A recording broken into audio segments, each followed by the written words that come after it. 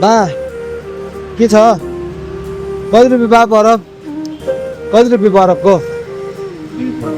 20 रुपियाँ हो कस्तो बरफ खानु मन लाग्यो तर पैसै छैन के गर्ने होला गर्मी भएर यसो हेरेको बरफ खानु मन लाग्यो क्या 20 रुपियाँ पैसा छैन के गर्ने होला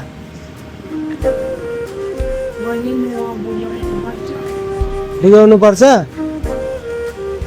खाना दिन मिल्दैन त्यसो भए अब भरे भोलि यसो तपाईँलाई भेटे बेला दिन्थ्यो नि त साहुलाई दिनुपर्छ अनि तपाईँलाई घाटा लाग्दैन लाग्दैन हो अनि कति व्यापार गर्न कति गाह्रो छ त बुवा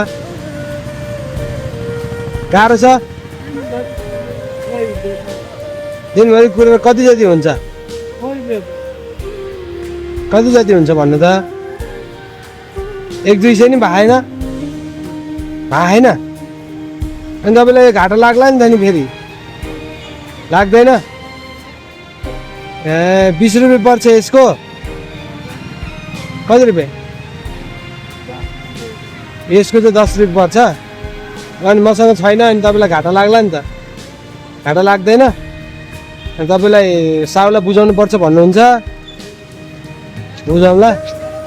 मैले चाहिँ सामाजिक परीक्षण मात्र गरेको हो कि मसँग चाहिँ पैसा थियो होइन मैले सामाजिक परीक्षण गरेको होइन तपाईँको म के गर्नु हुँदो रहेछ भनेर होइन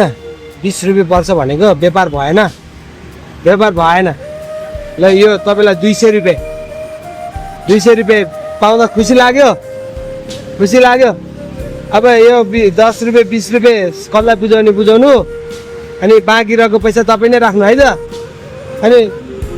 होइन अर्को खानमा यही भयो हुन्छ मलाई धन्यवाद यसो कोही माग्ने मान्छे आयो भने यसरी कोही त एकदम प्रब्लम भरै आएको हुन्छ नि त उनीहरूलाई चाहिँ दिनु है त खुसी हुनुभयो ल धन्यवाद है त ल गएँ ल राम्रोसँग व्यापार गर्न गाह्रो छ है अहिले बिहानदेखिबाट व्यापार भएको छैन त्यस्तो कति बुझाउनु पर्छ साहुलाई लगेर